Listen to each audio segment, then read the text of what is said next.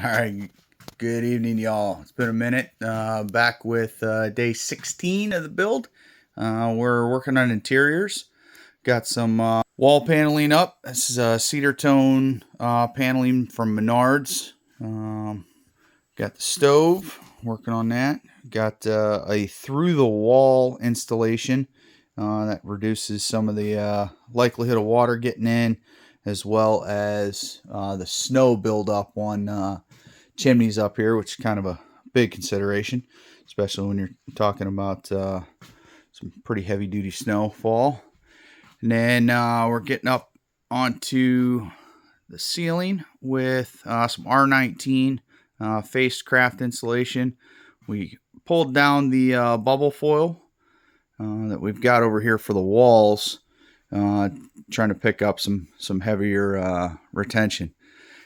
All right, y'all on the next one. Be safe. See you later.